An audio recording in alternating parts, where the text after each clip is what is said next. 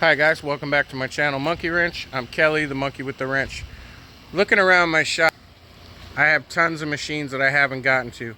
In fact, Warren, if you're watching this, I haven't forgotten. I still have your hedge clippers. I think I have a chainsaw that belonged to you. I will get that stuff fixed, I promise. But today we're going to be working on my personal machine. I beat the crap out of this thing. I barely touch it. It leaks. The last couple times I used it, it took 6 or 8 times to pull to get it to start, and if I shut it off for any reason, I couldn't even get it restarted. So I bought this carburetor when I was working on Warren's Echo that had blown up, was no good. So that's been in the box. I'm going to go ahead and put that on my machine, give this thing a whole clean, a tune-up, new air filter. So let's get into it. Please subscribe. I suppose we should start by seeing what it's going to do. I had to cut a lawn last week for a customer down the road, and I couldn't even get it started, so I cut the lawn and didn't even weed eat it, and my own personal property here needs to be weed eated. So let's even see if this thing will start. I beat the crap out of these things.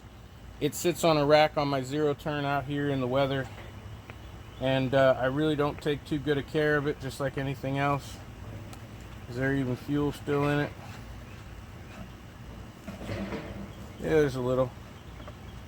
But let's just see if I can even get this thing to start.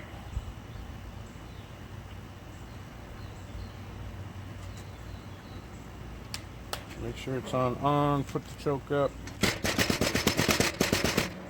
See, we're not getting anything out of it. And I don't even take care of it, so.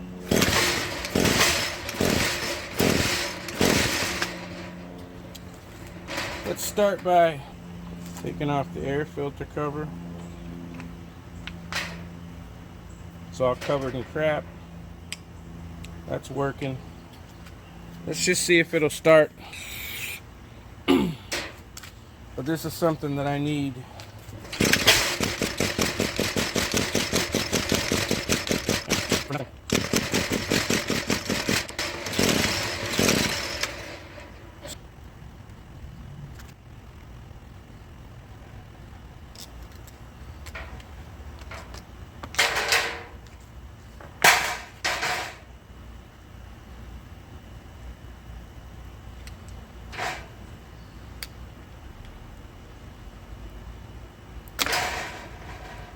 If you missed the last video or two, you'll see that I just made this table and I use it almost every day.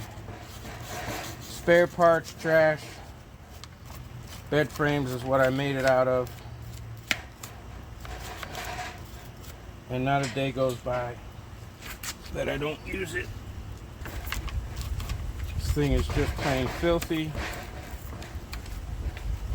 Been in need of maintenance for a long time.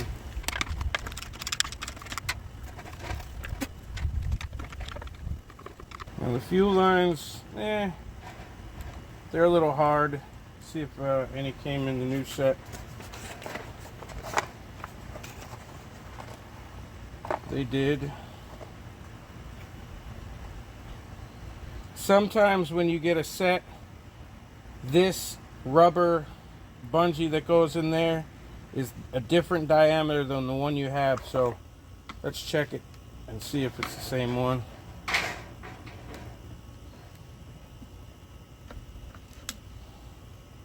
Always remember where your lines went to your carburetor. I looked at mine, and when it was facing in this direction, the back one went to the closest on the machine. So it would go like that, and then that one went on there. That is the return line, that's why it's short. So the front one, or the one facing me, will be the return line. That's the intake, and then this is a vent. So let's see if this is the same size. If they're not the same, then it'll leak fuel. If it's the same, it should go in pretty easily. It looks the same, yeah, it's the same. So I can go ahead and match this up. The original length has been just fine for me. I'm going to replace the filter because the filter always comes with it. So just go ahead and put your new filter on there. New filter. This is good. I'm just going to cut that. They get hard. And when they get hard, you see how it kind of holds that wider shape at the top where it went around the filter and the plugs on the carburetor. It'll get hard, it'll stay that way, and then as things shrink, there'll be space between the line and the intake on the carburetor, and it'll suck air. You can lose the suction on your fuel. Replacing these is never a bad idea. I just want it to be approximate. Do that kind of thing. Just cut it there. That's why I like buying these kits. Comes with a new fuel line. Comes with a new breather. We just want to make sure that we put that in the correct place. So if that goes there, then the breather goes in the back one. Sometimes they're a pain in the butt to get to feed in, and sometimes they just go right through. If you can't get it to go right in, you can always take the end and cut it at a 45-degree angle so that there's a point. Then the point will go through the hole and then you can pull it through. On the cheap ones, it just has a hole in the tank and you're trying to feed it through with needle nose pliers and whatnot. The better brands, like this one, make changing that stuff so much easier.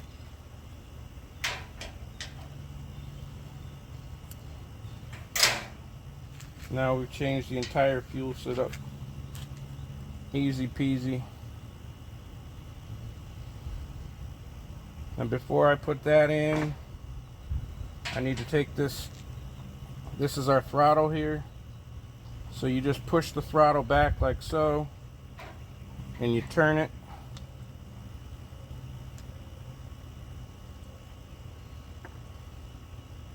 And if you push the cable forward, you see that it'll pop out the front of that little chamber.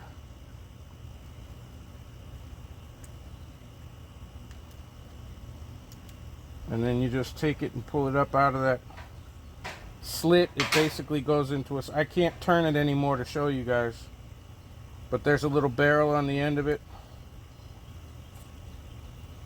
This little barrel, and it just goes through that slit and into the front and pulls it tight. So that's the whole carburetor off.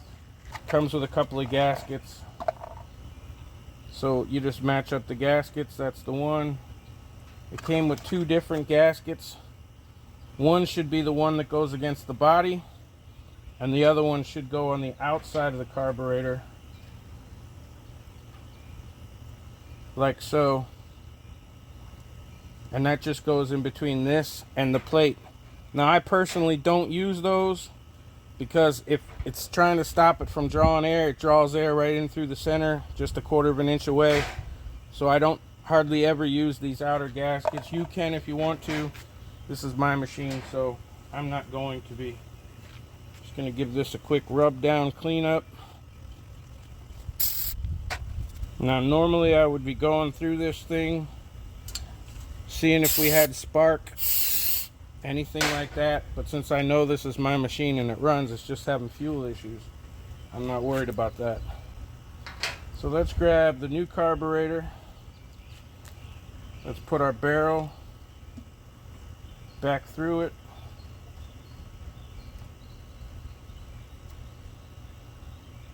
And I realized while I was messing around that this is loose, it doesn't even clip on. So I'm going to take some pliers and I'm going to squeeze that just a little bit, make it a little smaller, and see if we can get it to clip on there. That's better. There we go. Alright, good. So we're good there. I'm going to put this inside of the tank last to make sure that I have these connected correctly and put in place. So I'm just going to put these on where they're supposed to go. They're always small, so you got to kind of wiggle and push at the same time. It's always better if your fingers are dry and not full of oil, so it's not slippery. Just get them to go up on there. I'm going to get my little gasket. So this stuff all goes together the same way it came apart.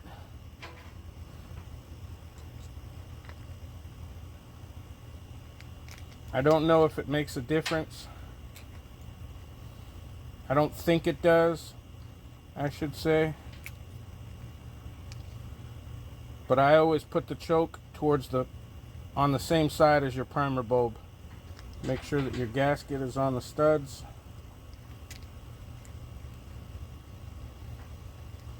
Put it all back in place.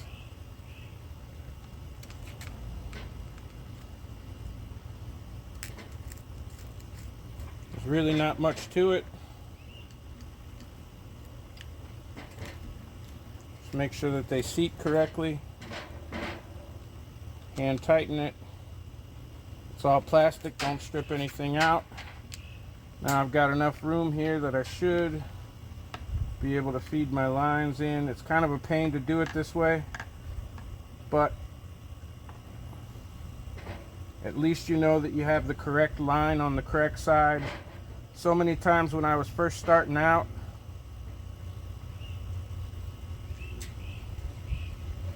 I would put this in first, I would grab the wrong line, put it on the wrong place on the carburetor, and then it wouldn't draw fuel when I pressed the primer, and it'd take me 10 minutes to figure out why, thinking something was wrong with the primer or something was wrong with the carburetor, before I realized that I just had the lines backwards. This is my breather right here, and right here on the machine is a little cup. So you just push this down and you push that up into the little cup, and it sort of protects it. Push the space, the extra, back into the tank. Make sure your lines aren't kinked, make sure everything's in place, and we should be good to go. I hear it all the time in the comments. You buy that pre-mixed stuff? No, I do not. I would never spend $10 on an eighth of a freaking gallon of gas because it's got a little pre-mixed oil in it. But I do collect these cans. Sometimes I see them in the trash. Sometimes a friend of mine might have them, or I'll see them at a yard sale. Somebody's selling the can for $1 because it's got some fuel in it. I usually throw away the fuel because you don't know how old it is. But I use these cans, and I use a funnel. I pre-mix my stuff in a 1 gallon can, and then I use a funnel to put it in here. Why? Because I take this with me on my zero turn when I'm cutting yards for people. And also because you always put the correct fuel in here. Warren is a good example. He picked up a weed eater like this. Somebody had run it with no oil in it and blew the motor. They fried the piston. So I know if I'm getting my fuel out of one of these pre-mix cans, then I know it's pre-mixed. I didn't grab the wrong can off the shelf. That's the only reason that I have those cans. Now let's give it a couple of primes. Get that primer bulb full. There we go. Let's put it on choke. Make sure that's on. And let's just see if it'll start. It should start. This has been my best weed eater for years. I don't know. What do you think? Third, fourth pull? Maybe the first. All right, knock the camera over. Let's try this again.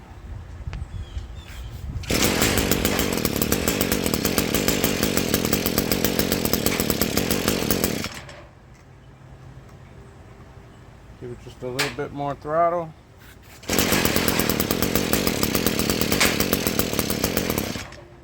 Sometimes you have to adjust these carbs when you get them, but I try not to do that. At best, I'll turn the throttle up just a little.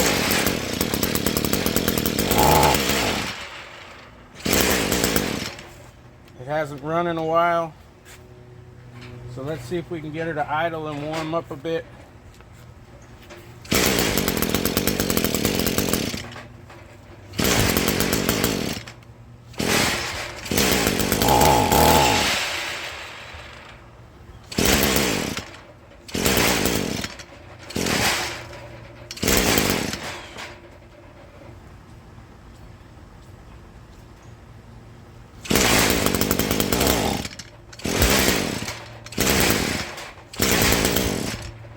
Let me go get my little screwdrivers. Now, I don't want to change them too much. Most of the time you'll get a little cap in here, but I'm looking inside and it looks like I can actually get to the screw. So I'm just going to give the top one a little bit of a turn. See if we can get her to idle better.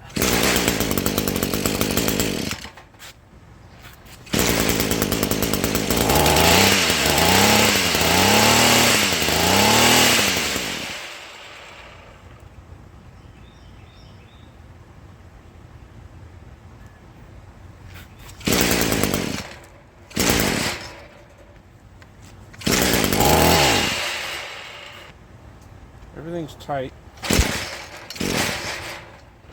Now it doesn't even want to start.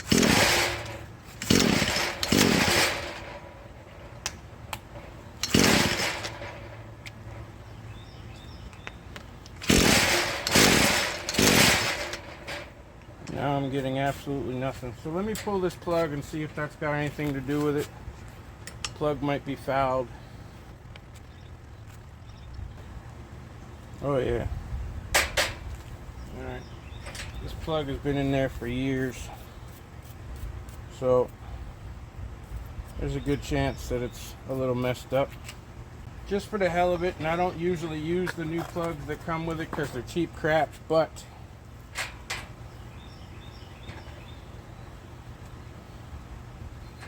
because we got it sitting right here, let's go ahead and put it in, see if it makes a difference.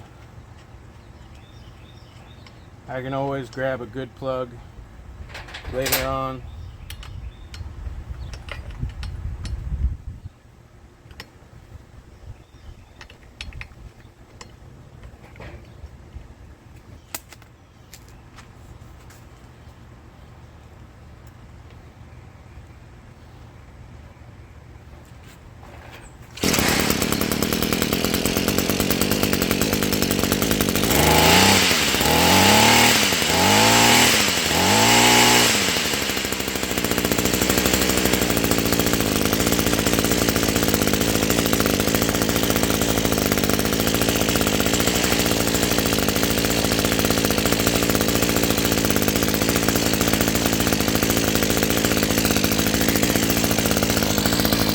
And it looks to me like we had a combination of both. That carburetor was shot to hell.